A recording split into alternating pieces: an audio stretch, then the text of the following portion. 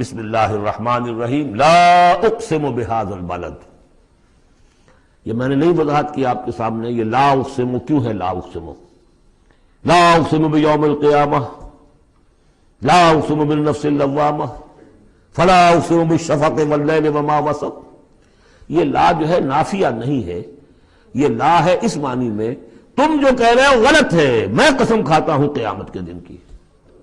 اسی طرح تمہارے دماغ میں جو بیٹھا ہوا غلط نہیں، جیسے کہ انگریزی میں نے I swear by the day of judgment، لیکن ہوتا کیا ہے انگریزی میں نے کے بعد کوما لگ جاتا ہے تو آپ کو پتہ چل گیا یہ علیحدہ ہے، لیکن عربی میں یہ کومے وغیرہ ہے نہیں. تو لا اقسمو میں نہیں قسم کھاتا یہ نہیں ہے، نہیں قسم ہے مجھے قیامت کے دن کی، نہیں قسم ہے مجھے اس شہر کی. کون سا شہر؟ مکہ مکرمہ. کیوں؟ یہ ابھی بات میں واضح ہو جائے گی. وَأَنْتَ حِلٌّ بِهَذَا الْبَلَدِ، اور اے نبی آپ حلال کر لیے گئے ہیں اس شہر میں. اور کچھ لوگوں نے ترجمہ کیا ہے آپ کے لیے حلال ہو جائے گا یہ شہر، یعنی یہ کہ ایک وقت آئے گا کہ اس شہر میں خونریزی کرنا آپ کے لیے اس کی اجازت ہو جائے گی، حالانکہ یہ جو ہے بلد الحرام ہے. گویا کہ فتح مکہ کے دن کچھ نہ کچھ تو وہاں پہ آخر خونریزی ہوئی ہے، بہت کم منیمم ہوئی تو ہے، لیکن یہ کہ میرے نزدیک وہ مفہوم نہیں. مفہوم پہلا ہے آپ کو حلال کر لیا گیا ہے. اس وقت آپ کی عزت نفس پہ حملے ہو رہے ہیں، آپ کو ستایا جا رہا ہے، آپ کو تکلیفیں دی جا رہی ہیں، آپ جھیل رہے ہیں. دیکھیے ایک تو یہ شہر ہے وادی غیر ذی زرع جس میں کچھ پیدا ہی نہیں ہوتا، وہاں کی زندگی ویسے ہی مشقت والی زندگی تھی. اس کے اوپر to add fuel to fire, اے نبی آپ پر اب یہ جو مشقت پڑی ہوئی ہے کہ آپ دعوت حق کے ضمن میں جو مشقتیں جھیل رہے ہیں تو ہم اس کی قسم کھا گئے. لا اقسم بہذا البلد وانت حل بہذا البلد ووالد وما ولد. اور تیسری قسم والد اور اولاد. یہ ایک اور مشقت ہے جو انسان پر ہے، اولاد کا پالنا، پروان چڑھانا، پرورش کرنا، کتنا بڑا بوجھ. یہ قسمیں کھا کر کیا کہا؟ لقد خلقنا الانسان فی کبد، ہم نے انسان کو محنت و مشقت ہی میں پیدا کیا. یہ گویا کہ اس کے ساتھ جوڑ لیجئے یا ایھا الانسان انک کادح الی ربک کدحا فملاقیہ. تو میں نے اس وقت بھی عرض کیا تھا غالب کے جو دو اشعار ہیں، قید حیات و بند غم اصل میں دونوں ایک ہیں. بہت سے پہلے آدمی غم سے نجات پائے کیوں؟ مشقت تو یہاں ہر ایک کے لیے، محنت ہے، مشقت ہے، تکلیف ہے، مسائل ہیں، پریشانیاں ہیں، کوفت ہے، ہر شخص کے لیے.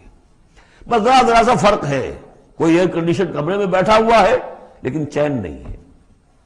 ایئر کنڈیشن کمروں کے اندر مخملی گندیلوں پر نیند نہیں آ رہی ہے. کوئی شخص ہے کہ جس کو مشقت جو ہے جسمانی ہے، کسی کی مشقت جو ہے وہ نفسیاتی ہے، مشقت ہے. لقد خلقنا الانسان فی کبد، یہاں کوئی بھی اس کبد سے، اس مشقت سے مستثنا نہیں ہے. قید حیات و بند غم اصل میں دونوں ایک ہیں. موت سے پہلے آدمی غم سے نجات پائے کیوں؟ لیکن وہاں سورہ انشقاق میں اس سے اگلا بڑھ رہا ہے کہ ہم تو گھبرا کے یہ کہتے ہیں کہ مر جائیں گے، مر کے بھی چین نہ پایا تو کدھر جائیں گے، مرنے کے بعد پھر کھڑے ہونا ہے اللہ کے حضور میں جا کر. فملاقی یا ایھا الانسان انک کادح الی ربک کدحا فملاقیہ فاما من اوتی کتابہ بیمینہ. اب یہ وہاں پر مسئلہ ہو جائے گا. تو انسان کے لیے مشقت اور محنت جو ہے یہ اس کا مقدر ہے. ووالد وما ولد لقد خلقنا الانسان فی کبد ایحسب ان لن یقدر علیہ احد. اس محنت و مشقت میں جو انسان پڑے ہوئے ہیں ان کے تمرد کا حال دیکھو. ابو جہل کو دیکھو اکڑا ہوا ہے. اگر ان کے لیے دنیا میں آسانیاں ہوتی تو یہ کیا کرتے، کیا ستم ڈھاتے، کیا بغاوتیں کرتے. کیا انسان یہ سمجھتا ہے کہ اس کے اوپر کوئی قابو نہیں پائے گا؟ یقول اہلکت مالا لبدا، یہ اب ان کا کلچر ہے. بڑے فخر سے کہتا ہے میں نے تو بڑا ڈھیروں مال جو ہے شیخی مارتا ہے، میں نے ہلاک کر دیا، میں نے کھانے کھلائے، غریبوں کو کھلائے. یہ بھی ان کی مسابقت رہتی تھی ان میں جو لوگ تھے. اب ابو جہل کا بھی قول یہی ہے نا، جب اس سے پوچھا گیا کہ کیا تمہارے خیال میں محمد جھوٹے ہیں صلی اللہ علیہ وسلم، انہوں نے کہا نہیں ان کا بھی جھوٹ نہیں بولا. پھر تم کیوں نہیں ان پر ایمان لاتے؟ کہ بھائی بات یہ ہے ہمارا ان کا مقابلہ تھا، بنو ہاشم کا اور ہمارے خاندان کا. انہوں نے کھانے کھلائے، ہم نے ان سے بڑھ کر کھلائے. انہوں نے اور خدمت کی، حجاج کی، ہم نے ان سے بڑھ کر کی. ابھی تک تو ہم کندھے سے کندھا جوڑے چلے آ رہے ہیں. اب اگر ہم ان کی نبوت مان لیں تو ہم تو ہمیشہ کے لیے غلام ہو جائیں گے. یہ صورت مجھے گوارا نہیں. Give the devil his due، اس نے بالکل صحیح بات کہی، جھوٹا میں نہیں سمجھتا محمد کو صلی اللہ علیہ وسلم۔ کتنا اخلاقی روب تھا حضور کا اس پر، وہ ہم پڑھ لیں گے آگے چل کر جب سورہ علق ہم پڑھیں گے، وہ بعد میں اسی وقت کے لیے موضوع ہے۔ تو وہ شیخی مارتے تھے میں نے اتنا مال ہلاک کر دیا، اتنا خرچ کیا، اتنا غریبوں میں لٹایا۔ اَيَحْسَبُ أَن لَّمْ يَرَهُ أَحَدٌ، کیا اس کا گمان ہے اسے کسی نے دیکھا نہیں ہے؟ اگر تو واقع تم اس نے نیکی کی تھی تو جس کے لیے نیکی کی تھی اس نے تو دیکھ لیا ہے، بیان کیوں کر رہا ہے؟ اگر اللہ کو راضی کرنے کے لیے کوئی کیا تھا تو اس کے تو علم میں ہے۔ أَلَمْ نَجْعَل لَّهُ عَيْنَيْنِ، کیا ہم نے اس کو دو آنکھیں نہیں دی؟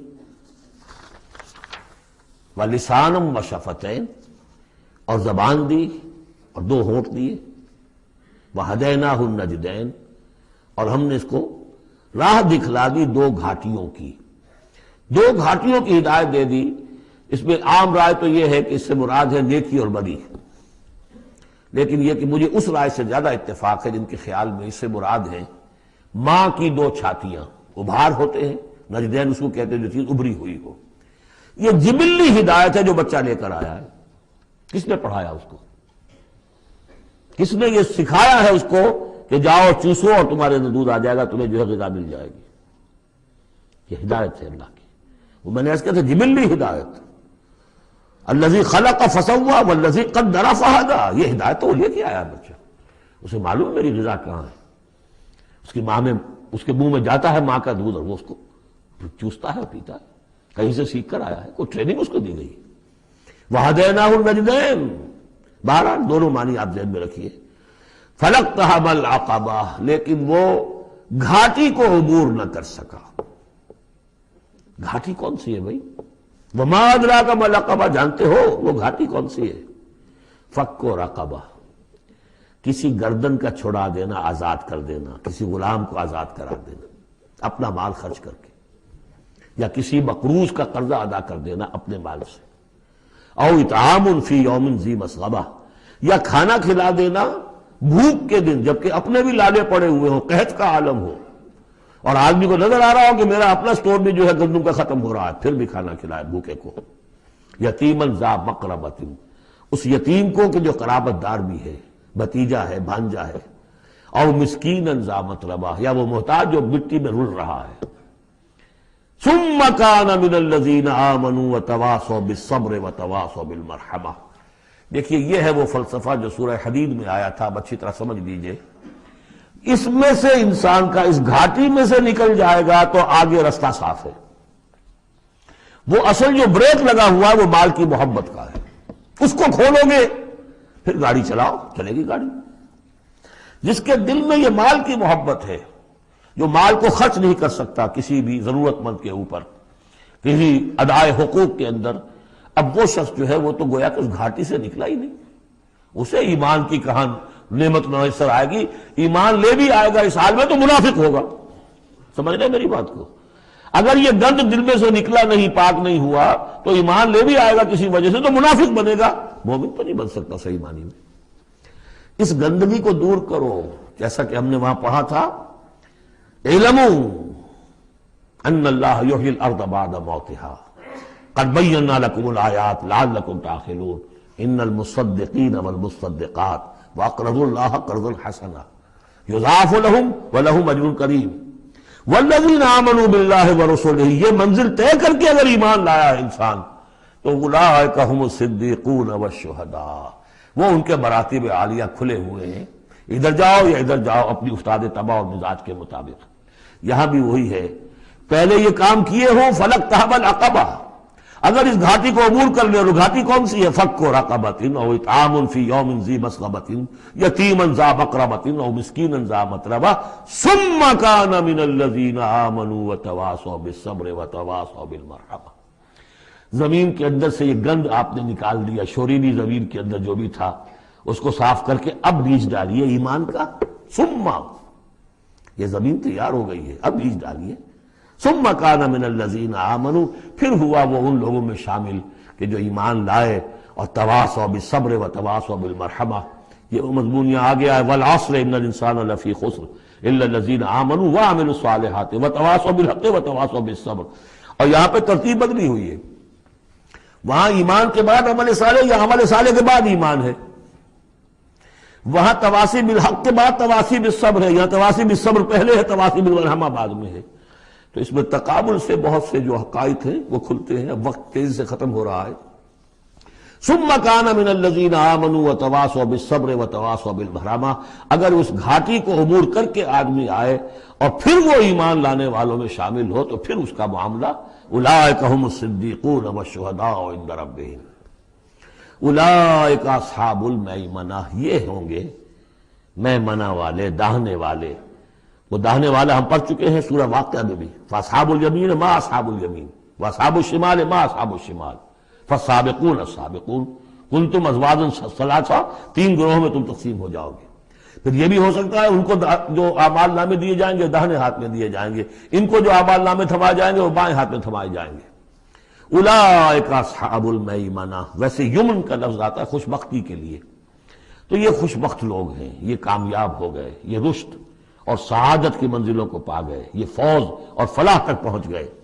والذین کفروا بآیاتنا، اور جو لوگ ہماری آیات کا انکار کریں گے، ہم اصحاب المشأمہ، وہ ہوں گے کم بختی والے، وہ ہوں گے شومی قسمت. وہ ہم نے جو وہاں پہ پڑھا تھا، یہ مشأمہ جو ہے تو یہ ہوں گے کم بختی والے. علیہم نار موصدہ، ان پر آگ بند کر دی جائے گی. یعنی ایک وہ ہے آگ کہ جس کا باہر نکل رہے ہیں، لپٹیں نکل رہی ہیں. ایک یہ کہ بند کر دیا جائے تو ساری حرارت اندر ہی اندر رہے، گویا کہ جیسے دم پخت کہتے ہیں آپ، پوری کی پوری جو ہے ان کے اوپر آگ موند دی جائے گی. علیہم نار موصدہ.